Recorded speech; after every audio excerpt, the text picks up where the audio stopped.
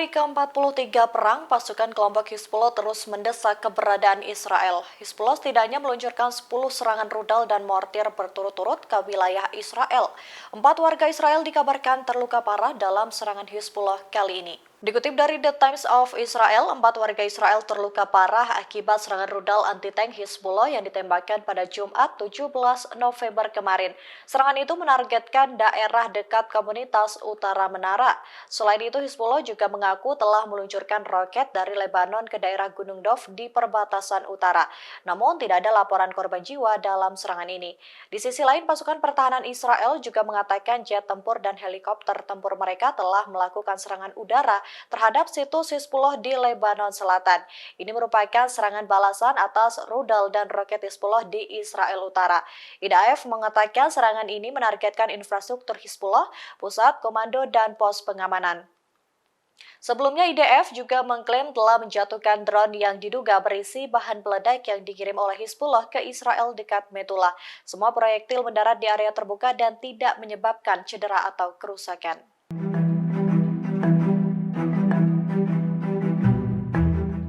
Pasukan pertahanan Israel atau IDF terus menyebarkan propaganda dalam perang melawan Hamas. Baru-baru ini mereka menyebarkan fitnah atau kebohongan soal keberadaan tahanan Zionis di rumah sakit, yang kini kemudian dilaporkan meninggal dunia karena serangan panik akibat pemboman Israel.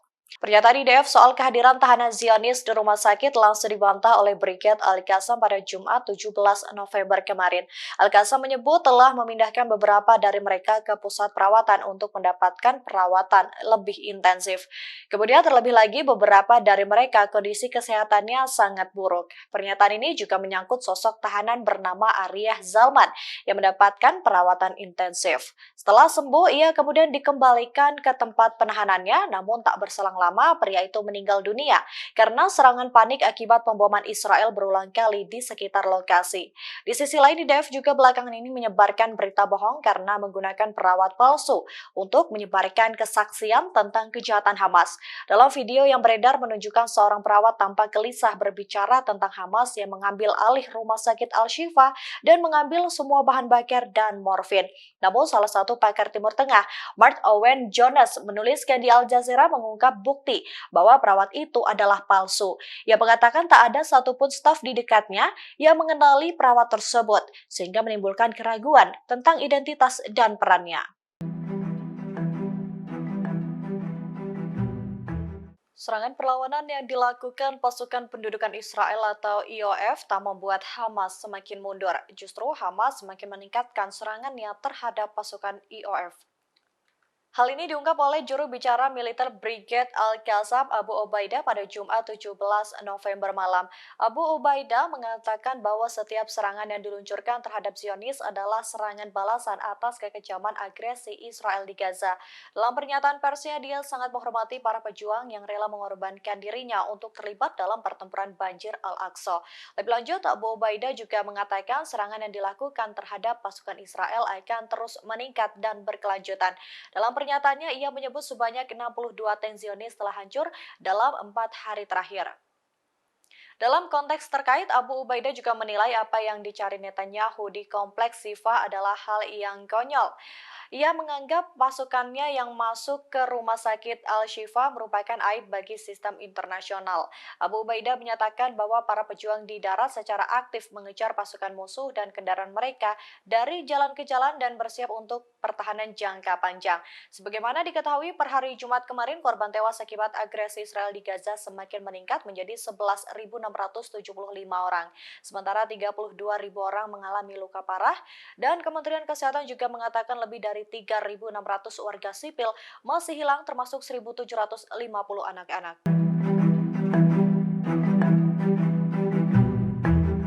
Pasukan perlawanan Islam Irak masih terus-menerus menargetkan pangkalan militer Amerika Serikat di Irak dan Suriah. Terbaru mereka meluncurkan 3 serangan yang menargetkan langsung pangkalan Amerika Serikat dan mengenai sasaran. Dalam video yang beredar terlihat detik-detik peluncuran UAV kamikaze yang dikirim ke pangkalan militer Amerika Serikat. Serangan ini dilakukan atas balasan agresi Israel di jalur Gaza. Pasukan perlawanan Islam merinci 3 serangan terbaru yang diluncurkan. Yang pertama, mereka menargetkan pangkalan pendudukan Harir Amerika Serikat di Irak Utara dengan sebuah drone dan langsung mengenai sasarannya. Kemudian serangan kedua, para pejuang perlawanan Islam di Irak ini menargetkan pangkalan pendudukan Amerika Serikat Ain al-Assad di sebelah barat Irak dengan 2 drone. Serangan ini juga langsung mengenai target mereka. Kemudian yang ketiga, mereka juga berhasil menargetkan pangkalan pendudukan Astal al-Baidar di sebelah barat kota Al-Hasakah di Suriah dengan 2 drone. Perlawanan ini dilakukan sejak Israel dan Hamas pecah.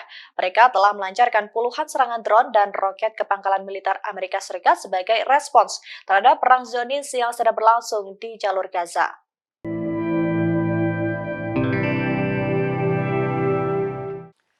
Tak puas dengan serangan ke rumah sakit, Israel juga menargetkan sekolah Al-Falah yang menampung ribuan pengungsi. Dalam video yang beredar, Israel terlihat mengolok-olok Hamas dengan memainkan komputer dan peralatan yang hancur karena pemboman Israel. Terlihat dari video yang beredar di TikTok, salah satu pasukan IDF dengan wajah kegirangan memainkan komputer yang rusak. Mereka tampak begitu bangga menduduki bangunan yang baru saja mereka hancurkan.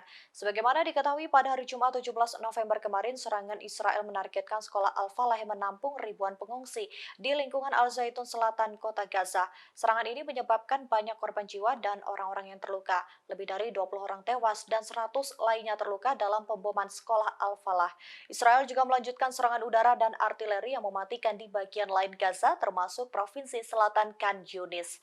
Serangan udara Israel di Gaza berulang kali menargetkan rumah sakit, bangunan tempat tinggal, masjid, dan gereja. Serangan terakhir dilakukan terhadap rumah sakit Al-Shifa ketika komunikasi di Gaza lagi-lagi terputus.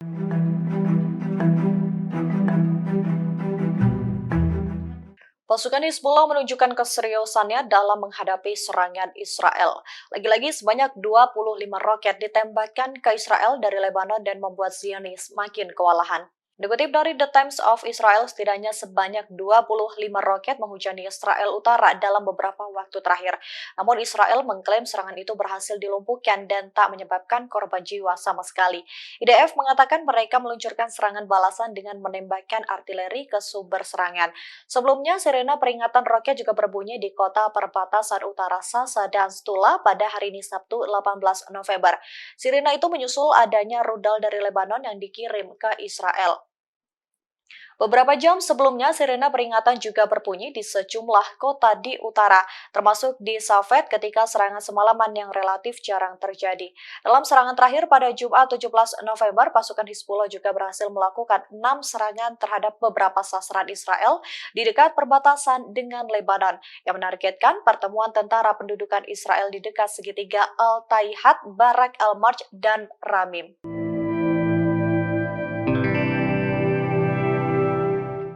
Pasukan Brigade Al-Quds mengatakan terus berupaya menargetkan kendaraan Zionis yang berada di wilayah Gaza. Dalam serangan terbaru, sayap militer Gerakan Jihad Islam di Palestina pada Sabtu 18 November mengumumkan penargetan 10 kendaraan militer pasukan Zionis di daerah serangan ke jalur Gaza. Hal ini dilakukan di tengah serangan Zionis yang berada di Gaza, dan Brigade Al-Quds menargetkan 7 tank Zionis dalam operasi terpisah di Tal Al-Hawa dan Al-Sabra barat daya kota Gaza.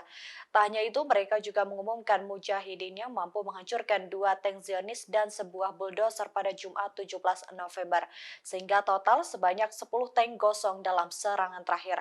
Hal ini turut dibenarkan oleh juru bicara resmi Brigade Al-Qassam, yakni Abu Ubaidah.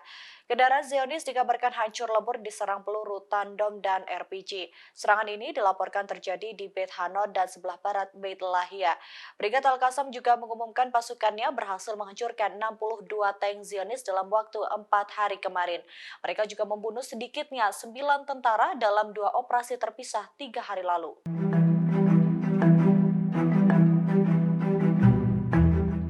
Pasukan Pertahanan Israel atau IDF terus mengelak mencari pembenaran atas pembantaian yang dilakukan di Rumah Sakit Al-Shifa Gaza.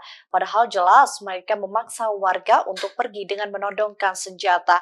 Namun mereka mengelak dan berdalih membantu warga di Rumah Sakit Al-Shifa. IDF secara terang-terangan melakukan pembantaian di rumah sakit, gereja, dan kamp pengungsian di mana banyak warga sipil berlindung. Pada hari Sabtu 18 November, para dokter di Rumah Sakit Al-Shifa memberikan kesaksian bagaimana mereka terkepung oleh IDF. Mereka dipaksa untuk segera meninggalkan atau mengosongkan lokasi tersebut. Direktur Jenderal Rumah Sakit di Gaza Mohammed Zakut berkali-kali menegaskan tuduhan palsu Israel dan menyebut lebih dari 7.000 orang termasuk pasien dalam kondisi kritis dan bayi baru lahir berjuang untuk hidup mereka. Situasi ini menyebabkan kepanikan dan ketakutan yang luar biasa di rumah sakit. Namun di sisi lain, juru bicara militer Israel melalui postingannya di X membantah hal tersebut. Israel justru berdalih mereka mengizinkan warga Gaza berlindung di rumah sakit dan mendukung adanya bantuan masuk di sana.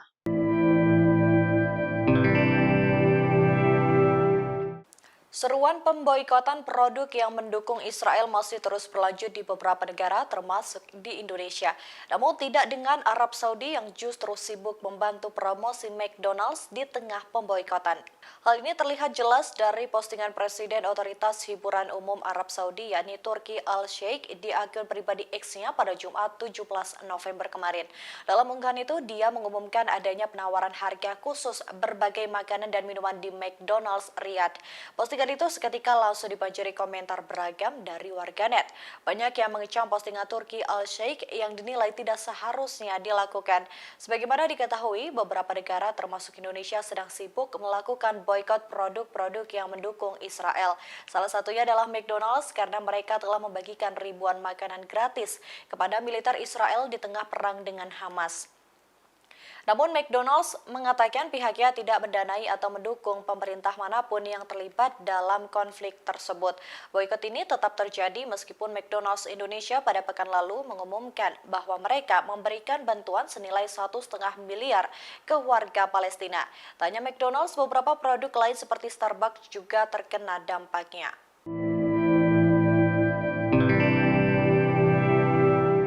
Sikap Arab Saudi belakangan ini menjadi sorotan di tengah perang memanas antara Israel dan Hamas. Baru-baru ini Arab Saudi justru menahan orang-orang yang beribadah di Mekah dan Madinah karena mendukung kebebasan Palestina. Pernyataan ini berasal dari seorang aktor dan presenter asal Inggris bernama Islah Abdur Rahman. Ia mengatakan bahwa polisi Saudi telah menahannya saat dia sedang menunaikan ibadah bersama keluarganya di kota suci Mekah akhir bulan lalu. Alasannya karena mereka mengenakan syal putih di kepala dan tasbih berwarna Palestina. Kemudian, lebih lanjut dia juga membeberkan lokasi di mana polisi itu membawanya ke tempat tahanan orang-orang jahat. Ia kemudian diinterogasi terkait penggunaan syal Palestina yang menjadi titik permasalahan. Dia akhirnya dibebaskan setelah menandatangani formulir pembebasan, memberikan sidik jarinya dan menyerahkan kefiahnya. Tak hanya itu, dia juga diperingatkan untuk tidak memakai syal Palestina lagi karena hal tersebut dilarang dan termasuk dalam pelanggaran.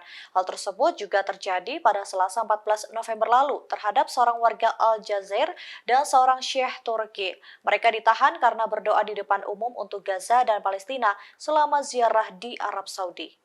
Download Tribun X sekarang, menghadirkan lokal menjadi Indonesia.